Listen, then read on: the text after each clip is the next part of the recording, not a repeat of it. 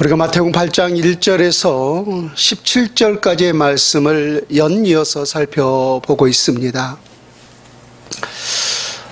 이 안에는 세 개의 달력을 통하여서 또 역시 세 개의 사건이 기록되어 있죠. 첫 번째 사건은 예수님께서 나병 환자를 치료해 준 사건이었고, 두 번째 사건은 예수님께서 역시 백부장의 하인을 치료해 준 사건이었습니다. 그런가 오늘 우리가 세 번째로 또 이 본문을 같이 읽었습니다마는 역시 우리 주님께서 베드로의 장모가 열병에 누워 있는 것을 보시고 우리 주님께서 일으켜 치료해 준 사건임을 우리가 볼 수가 있습니다. 우리 모두가 쉽게 알 수 있듯이 이 세 기사의 공통점이 있다면은 치유 사건이죠. 우리 주님께서 각색 질병의 환자들을 치료해 준 사건이 기록되어 있습니다. 근데 제가 3주에 걸쳐서 이 사건을 연속적으로 여러분들에게 말씀드린 하나의 분명한 목적이 있었어요. 어떠한 목적을 가지고 이 말씀을 여러분들에게 드렸느냐면은 이 세 사건을 통해서 우리가 하나님 앞에 기도하며 간구할 때 일종의 단계가 있음을 볼 수 있다라고 하는 거예요. 그래서 이러한 단계를 통하여서 우리가 하나님 앞에 기도하며 또 우리의 소원을 간절히 아는다면은 반드시 이 모든 기도와 간구가 우리 하나님 앞에 연락될 수 있는 줄로 믿습니다. 첫 번째 간구의 단계가 바로 하나님이 원하시면의 단계였습니다. 유대사에서 가장 비참하고 또 비극적인 질병 중에 하나가 바로 나병 환자였죠. 그런 이유가 뭐냐면은 이 나병 환자를 유대사회 속에서는 무엇보다 저주받은 질병으로 여겼기 때문이에요. 여러분, 저주를 받았다라고 하는 것은 그 저주를 내리는 대상이 누구예요? 하나님이죠. 그래서 하나님께 저주를 받았다라고 하는 것은 결국은 우리 하나님께 버림받은 인생이었다라고 하는 생각이 줄을 잃었던 거죠. 여러분, 유대 사회는 어떤 사회예요? 하나님 중심 사회잖아요. 철저하게 하나님 중심 사회였고 또 하나님 제일주의로 여기는 삶을 살아가는 그러한 사회였는데, 그러한 사회 속에서 무엇보다 하나님께 버림받은 사람이었다 라고 생각한다면은 그 자체가 얼마나 비참하고 비극적이었겠는가 하는 거예요. 정말로 여러분들이 신실한 하나님의 사람이라면은 비록 우리가 사람에게 버림받았다 할지라도 물론 그것 자체가 우리에게 슬픔이고 고통이지만은 우리는 이겨낼 수 있어요. 무엇 때문에? 하나님이 나와 함께 하신다는 것 때문에. 하나님이 오늘 또 나를 붙잡아 주시고 하나님이 내 인생의 주인이라는 사실 때문에 우리는 그 신앙의 힘으로 사람에게 버림받은 것은 분명히 이겨낼 수가 있어요. 근데 우리의 전부라고 믿고 또 우리의 생명이라고 믿고 있었던 그 하나님께 우리가 버림받은 인생이라고 가정해 본다면은 그것 자체가 얼마나 비극적이고 또 비참한 인생이었겠는가라고 하는 거예요. 두 번째 이유는 제사장을 통하여서 이 나병으로 확정이 되면은 이 나병 환자는 그때부터 격리된 삶을 살아야만 했어요. 언제까지? 이 나병에서 깨끗함을 입을 때까지 말입니다. 저도 코로나 양성이 걸려서 지난 한 일주일 동안 격리 생활을 했어요. 어디에서? 방 안에서 화장실을 하고 그 안에서 밥도 그냥 빼꼼히 문만 열고 그냥 이렇게 들여다주더라고요. 나오지 말라고 그러고. 그래서 이 격리된 삶을 살아가는 것이 얼마나 고통이다라고 하는 사실을 이 코로나 시대 속에서 많은 사람들이 아마 경험하고 있을 것입니다. 근데 평생 동안 사랑하는 가족과 격리되고 사회 속에서 격리된 삶을 살아간다고 하는 것이 그 자체가 얼마나 큰 고통이었겠는가라고 하는 거예요. 그래서 이 나병 환자는 누구보다 이 나병에서 깨끗함을 잊는 것, 이 나병에서 치유받는 것이 가장 절박했을 것입니다. 그런데 바로 그 나병에서 깨끗함을 할 수 있는 그러한 능력 있는 우리 주님을 만났을 때 그가 우리 주님 앞에 간구하는 내용이 과연 무엇이었는가라고 하는 거예요. 그러한 절박한 상황에 처해 있음에도 불구하고 나병 환자, 내가 원함이 아니라 그는 바로 주님이 원하시면 깨끗하게 하실 수 있나이다 라고 했어요. 그래서 우리가 하나님 앞에 기도할 때 오늘 이 나병 환자를 통해서 우리가 깨달을 수 있는 것은 나의 환경이, 나의 상황이 아무리 절박하다 할지라도 내가 원함이 아니라 하나님이 원하시면은 이 모든 기도에 응답하여 주실 줄로 믿습니다라고 하는 그러한 기도로 바꿀 수 있어야 한다라고 하는 것입니다. 여러분, 아이들의 특징을 보면 굉장히 자기 생각이 굉장히 강해요. 자기중심적이라고 말을 하는데 분명히 부모님이 보았을 때 그러한 행동은 잘못된 행동이거든요. 그래서 이거 하지 마라 라고 했음에도 불구하고 고집을 피우면서 계속해서 그 행동을 해요. 근데 왜 우리 부모님께서 그 자녀들의 잘못된 행동을 제지하는 것일까요? 분명히 부모님의 그러한 시각으로 보았을 때 그것이 잘못되었다라고 하는 사실을 경험을 통하여서 확신하기 때문이죠. 그래서 그 행동이 그 자녀 자신에게 결코 유익이 되지 않기 때문에 제지하고 있는 거죠. 근데 자녀는 자기 행동 그 자체가 옳다라고 생각하기 때문에 그 행동을 하는 거죠. 이렇듯이 자녀의 생각과 여러분 때때로 우리의 부모의 생각이 다르듯이 우리 하나님의 생각과 또 우리의 생각도 분명히 다른 줄로 믿습니다. 그렇다면 우리의 생각과 하나님의 생각이 서로 다를 때 과연 누구의 생각이 옳은 것인가 라고 하는 거예요. 여러분 모두가 잘 알고 있겠지만 하나님은 그분 자체가 바로 모든 것이 완전하신 분 아닙니까? 그분의 모든 지혜와 지식이 충만함을 통하여서 그분 자체는 완벽하고 완전하신 분이에요. 그에 비하면 우리 인간은 어떤 속성을 가지고 있어요? 뼛속까지 죄인의 속성을 가지고 있지 않습니까? 그러고 보면 우리의 생각과 하나님의 생각이 다를 때 무엇보다 하나님의 생각이 옳다라고 하는 사실을 알 수가 있는 거죠. 그렇다면 우리는 누구의 생각에 내 생각을 복종하고 하나님의 생각에 우리는 따라야 하는 것이 마땅하다라고 하는 거예요. 그런 예로 우리가 지난번에 사도 바울을 들었습니다마는 여러분 바울의 생각과 또 하나님의 생각이 분명한 차이가 있었어요. 어떠한 면에 있어서 그 몸에 있었던 육체의 가시 때문에 말입니다. 하나님이 보셨을 때는 그 육체의 가시가 있음으로 인하여서 바울에게 분명히 유익이었어요. 근데 바울의 생각은 어땠어요? 그 육체의 가시가 있음으로 인하여서 그것이 자기 자신에게 오히려 사역에 장애가 되고 해가 된다라고 하는 생각이 있었던 거죠. 그래서 그 육체의 가시를 위하여서 그는 하나님께 3번 간구했다. 간절히 간구했다라고 있어요. 그렇게 간구하면서 여러분 사도 바울에게 어떠한 생각이 있었을까요? 하나님, 우리가 안지를 가지고 있었다 혹은 간질이 있었다라고 하는 그런 추측성 보도가 있지 않습니까? 근데 실제적으로 그에게 여러분 안질이 심했다라고 생각해 보세요. 여러분 사역자가 글을 볼 수 없어요. 또 글을 쓸 수가 없어요. 안 보이니까. 이거 얼마나 큰 장애예요. 설령 그러한 추측성 보도대로 사도 바울이 여러분 간질의 그 증상을 아시죠? 가만히 있다가 그냥 이게 그 발작을 하면서 막 거품을 잃고 하는 그런 간질 증상 아시잖아요? 근데 사역자가 이렇게 설교하다가 그렇게 넘어져서 성도들 앞에서 여러분 간질을 한다라고 상상을 해보세요.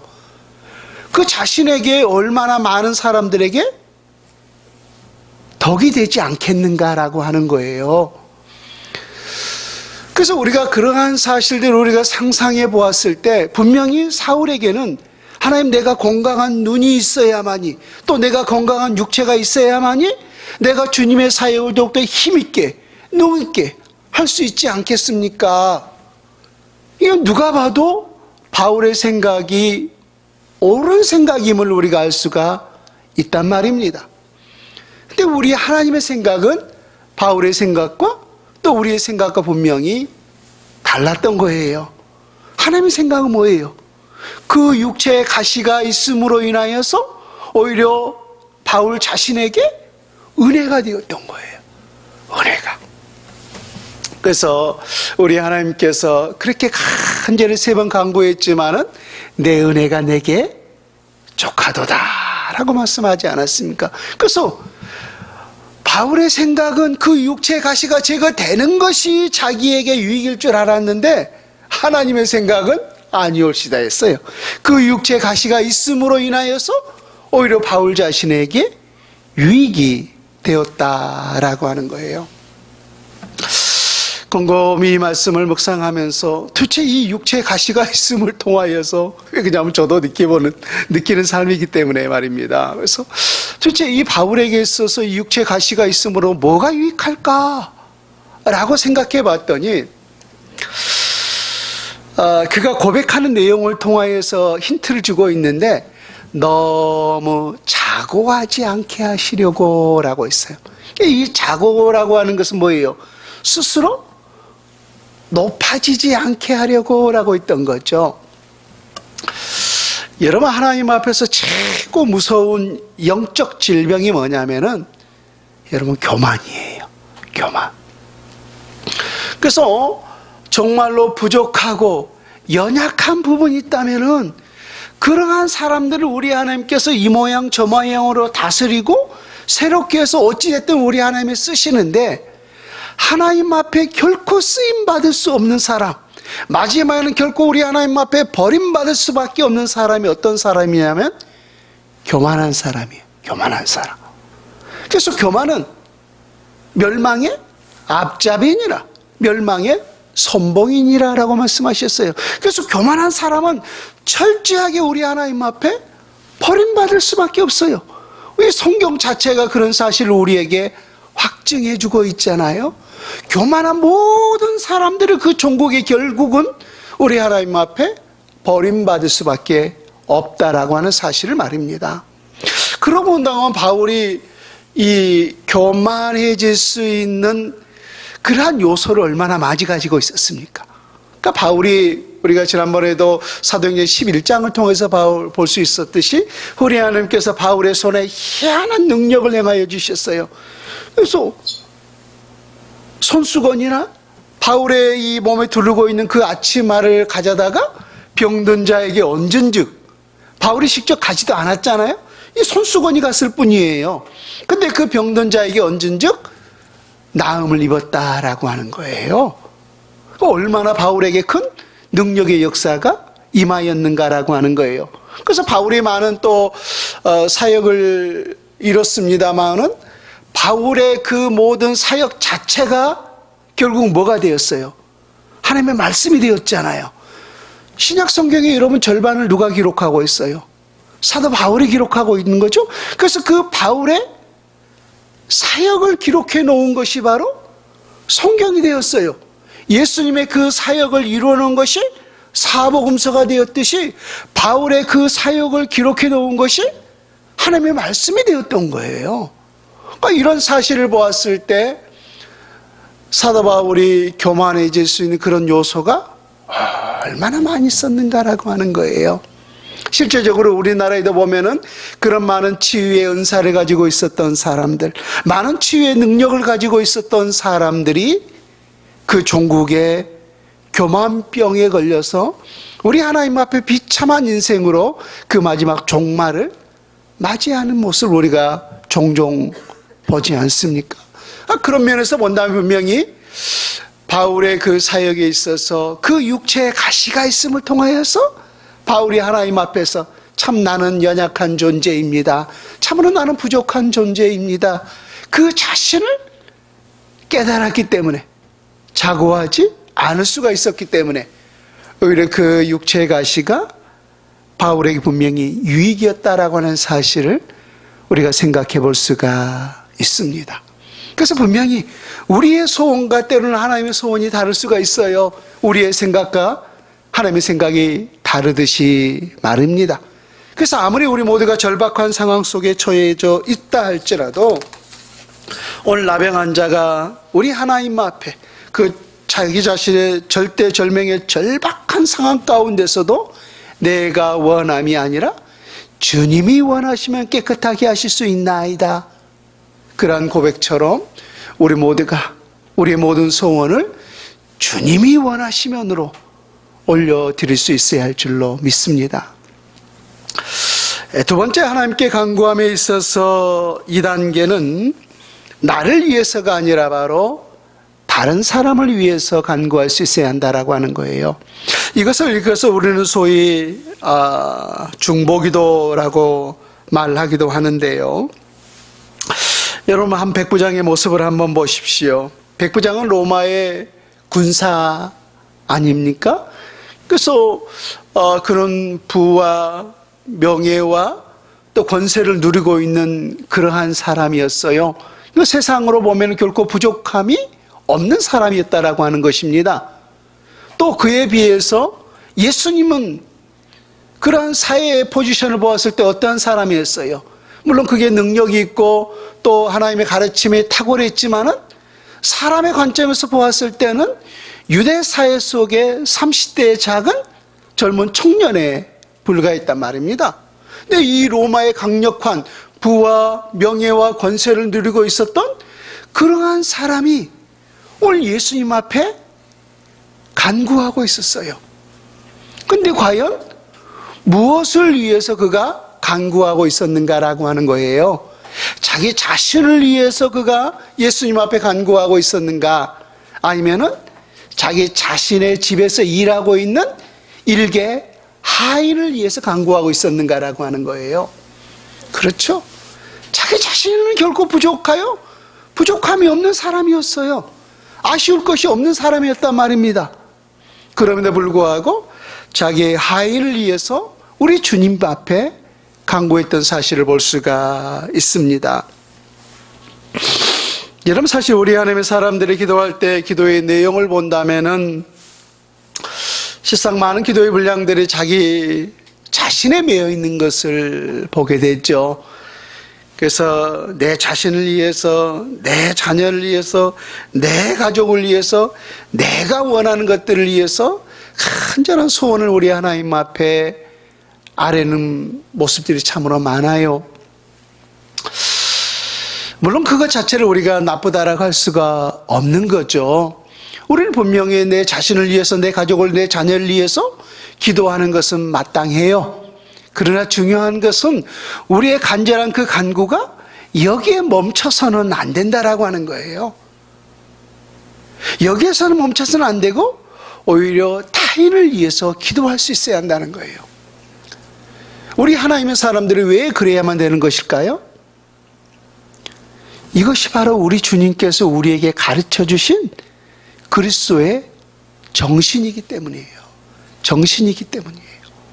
우리 하나님의 사람들이 세상과 다른 점이 뭐냐면은 세상은 철저하게 자기중심이에요.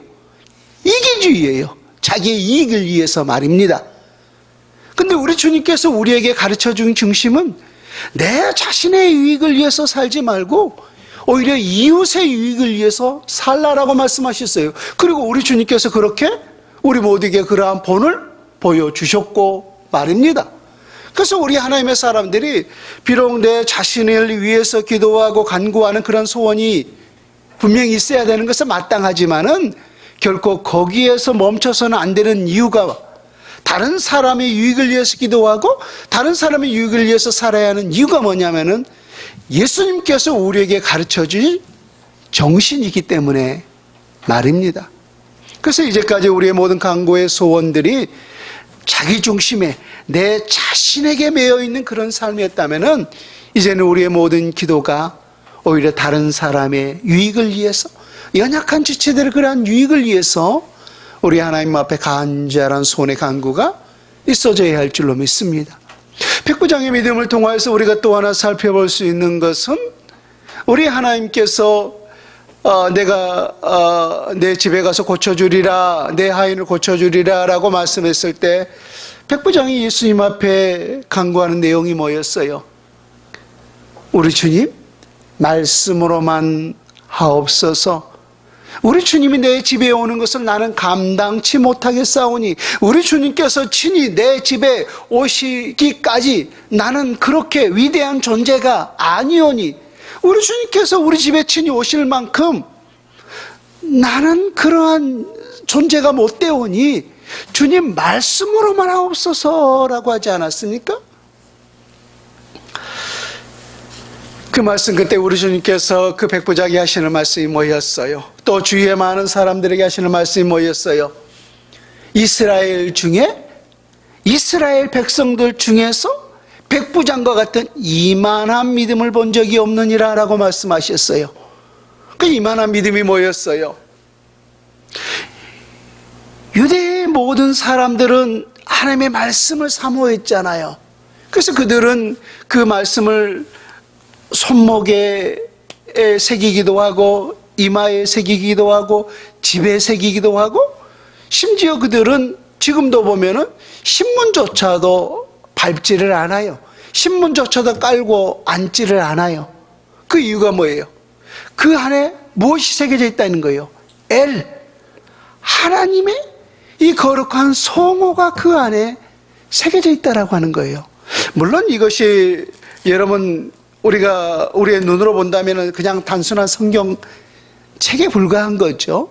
그러나 이것이 존귀한 건 뭐예요? 이 안에 하나님의 생명의 말씀이 들어있다라고 하는 생각 때문 아닙니까? 그래서 이것이 분명히 책이지만은 이거 책임에도 불구하고 우리는 이것을 귀하고 소중하게 다루고 있어요. 이러면 이거 깔고 앉은 사람들 없잖아요. 그쵸? 이거 그냥 쭉쭉쭉 찢어내는 사람 없잖아요.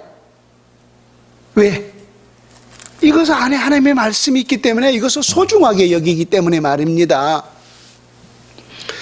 유대 백성들은 그러한 정신들이 있었다라고 하는 거예요. 그러니까 하나님의 말씀을 사모하는 그러한 모습이 있었지만은 이스라엘 중에 이만한 믿음을 본 적이 없느니라고 하는 이유가 뭐예요? 우리 주님 보셨을 때 그들은 그렇게 소중하게 여기고 있지만은 하나님의 그 말씀 자체를 그대로 믿지를 못했던 거예요. 그러니까 그 말씀 자체를 믿지를 못하니까 그 말씀대로 말씀이 육신이 되어 우리 가운데 오신 그 예수님을 믿지를 못했던 거죠. 그래서 우리 주님께서 그러한 모습을 보면서 나라의 본 자손들, 그들이 누구예요? 이스라엘 백성들이잖아요. 나라의 본 자손들은 바깥 어두운 데 쫓겨나 슬피 울며 이를 갈게 되리라 라고 말씀하셨어요. 왜요? 그러나 하나님의 말씀을 소중히 여기고 존중히 여기는 그런 모습이 있었지만은 말씀 자체를 믿지를 않았기 때문이었던 거죠. 그래서 우리 모든 하나님의 사람들이 늘 간구할 때 또 하나 우리 모두가 잊어서는 안 될 것은 하나님의 말씀은 내 자신을 통하여서 이루라고 주신 거예요. 지식으로 가지라고 주신 것이 아니라 그 말씀을 내 삶을 통하여서 또 나의 기도를 통하여서 그 말씀을 이루라고 주시는 거예요. 그래서 여러분, 기도가 뭐냐면 어찌 보면은 말씀에 대한 반응이 기도인 거예요. 그러니까 우리에게 하나님의 말씀을 우리 모두에게 주셨잖아요. 그러면 그 말씀을 가지고 내가 그 말씀을 이룰 수 있도록 하기 위해서 뭐가 필요해요? 기도가 필요한 거잖아요. 왜? 하나님의 도움이 있어야만이 우리가 그 말씀을 이룰 수 있기 때문에 말입니다. 그래서 이 백부장의 아인을 통하여서 우리 모두가 깨달아야 할 수 있는 것은 하나님의 말씀을 이룰 수 있는 그러한 믿음에 강구해야 한다라고 하는 것입니다. 오늘 본문을 통해서 우리 모두가 알 수 있는 세 번째 기도의 단계는 주님과 동행의 단계예요. 우리가 첫 번째 단계가 뭐였어요? 내가 원하시면이 아니라 주님이 원하시면이었던 거죠. 두 번째 단계는 나의 간구의 중심이 아니라 다른 사람의 유익을 위한 그런 간구해야 한다라는 거죠. 세 번째는 우리 하나님과 기도하는 삶이라면은 그 자체가 우리 하나님과 동행하는 삶이 될 수 있어야 한다라고 하는 거예요.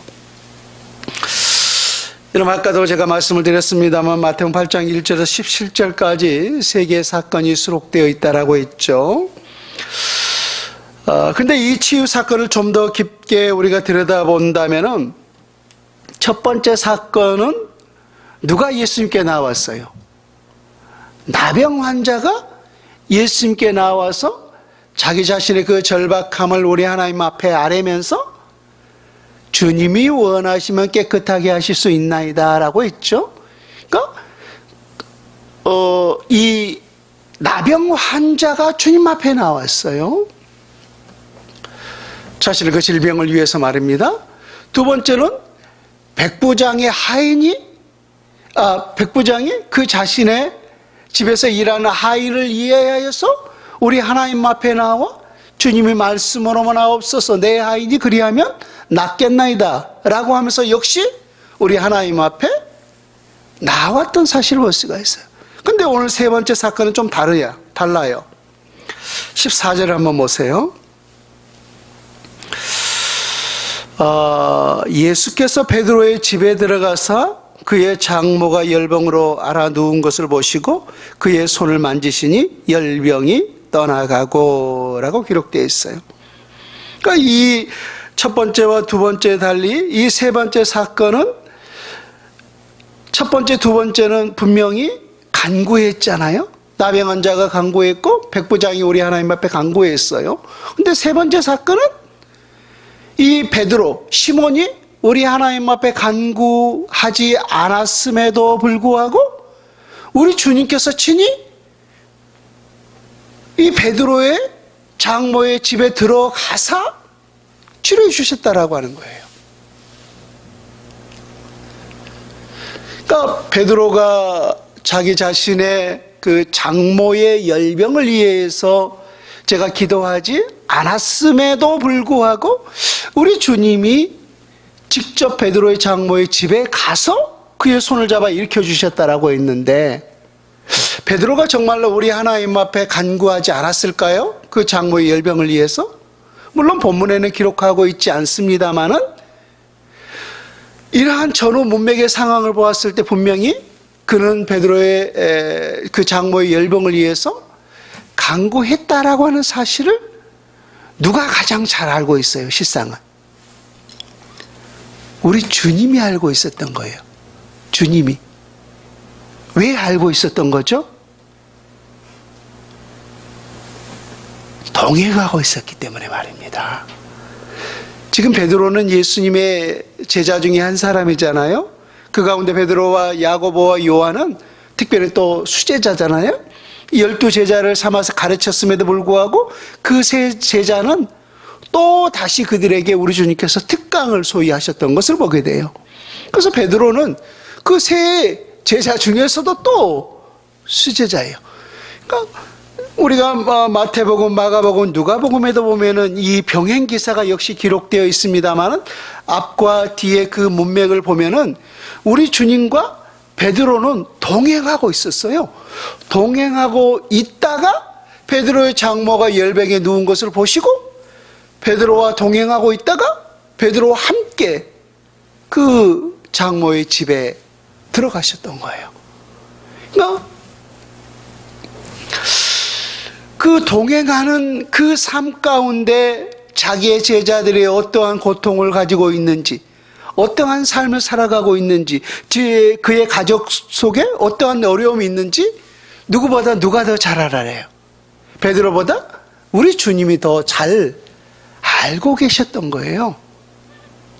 그래서 여러분 간구함에 있어서 우리가 가장 높은 단계가 소위 뭐냐면은 오늘 또 우리 주님과 동행하는 삶을 살아가고 있는가라고 하는 거예요. 동행하는 삶을 살아가고 있는가.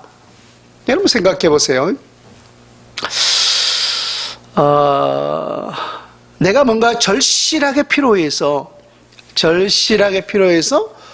어떠한 친구에게 도움을 요청했다라고 가정해 봅시다. 그런데 내가 그 도움을 청했던 그 친구가 평상시에 전화도 자주 하고 연락도 하고 차도 마시고 늘 교제가 이루어지고 있는 그러한 친구였어요. 그러한 친구. 근데 반대로 내가 예전에 그러한 친구였지만은 모든 교제에 있어서 단절이 이루어지고 전화도 않고 연락도 안 하다가 그냥 자기 상황이 다급해서 어쩔 수 없이 그 친구에게 요청을 했다라고 이 두 가정을 우리가 한번 생각해 봐요.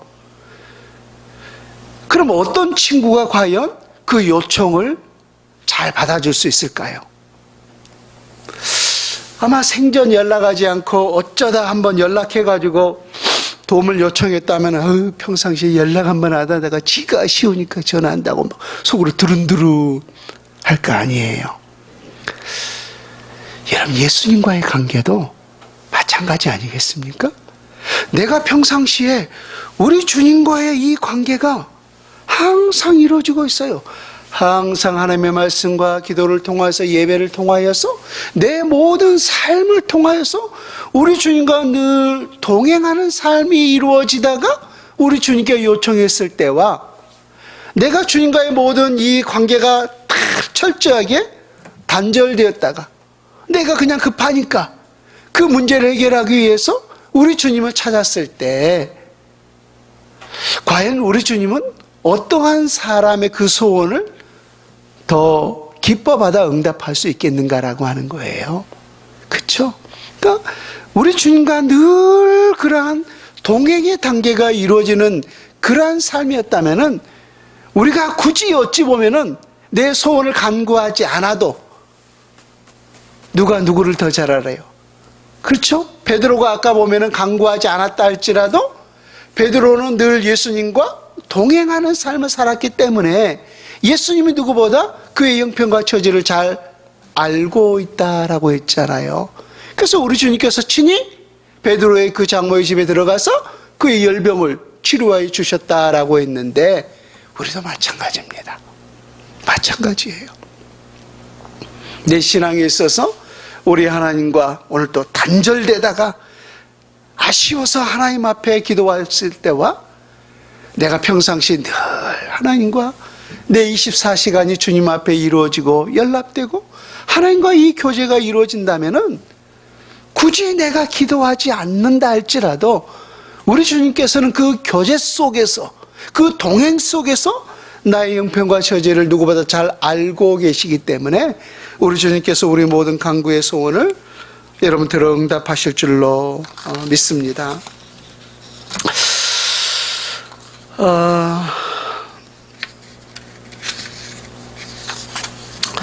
여러분 마태복음 1장에 보면은 예수님의 이름이 두 개로 소개되고 있죠. 하나의 이름은 예수라 하라, 또 하나의 이름은 임마누엘이라 하리라라고 하면서 그 요셉에게 꿈을 통하여서 우리 주님께서 말씀하지 않았습니까? 그래서 예수라라고 하는 것은 자기 백성을 죄에서 건질 자이심이라.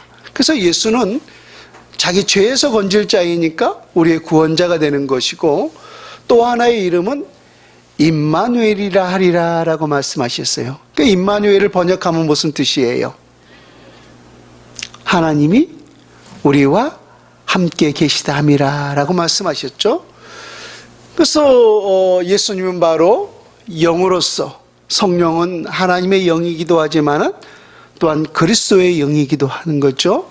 그래서 그 성령 하나님을 통하여서 우리 모두가 오늘 또 세상 끝날까지 함께하고 동행하시는 줄로 믿습니다. 그래서 늘 우리가 하나님과의 이러한 관계가 늘 동행하면서 지속될 수 있어야 한다라고 하는 거예요. 여러분, 우리가 신앙은 관계다라고 하는 말을 자주 써요. 그래서 내가 오늘 또 하나님과 어떠한 관계를 맺고 있는가. 그래서 늘 좋은 관계를 맺으면서 늘 동행하는 삶을 살아가고 있다면은 우리는 그런 사람을 통해서 소위 세상에서도 우리가 친구라라고 말을 하죠.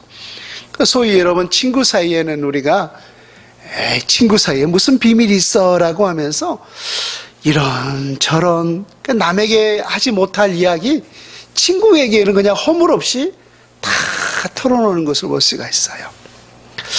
그래서 여러분 성경에 보면 예수님 우리의 가장 좋은 친구라라고 말씀하죠. 여러분 예수님이 우리의 가장 좋은 친구가 될 수 있기를 바랍니다. 그래서 기도가 뭐예요, 여러분? 여러분 기도는 하나님과의 소위 대화 아닙니까? 그래서 일방적인 대화가 아니라 하나님과 주고받고 이 대화가 여러분 기도예요. 근데 그 대화의 내용이 뭐예요, 실상은? 아까도 말씀했듯이 하나님의 말씀을 이루는 것이 기도라라고 말씀하지 않습니까? 그래서 주님의 그릇과 말씀을 통하여서 우리가 계속해서 대화가 이루어지는 거예요. 대화가. 그랬을 때 우리 주님과 우리는 가장 좋은 친구가 되는 줄로 믿습니다. 그래서 이러한 예수님을 우리 모두가 친구 삼아서 항상 동행하는 삶을 살아가고 있다면은 우리가 굳이 우리의 간절한 소원을 우리 하나님 앞에 아뢰지 않는다 할지라도 오늘 이 베드로의 장모의 열병을 우리 주님께서 친히 가서 치료해 주셨듯이 우리 모든 간절한 소원의 기도를 우리 하나님께서 응답하여 주시는 줄로 믿습니다.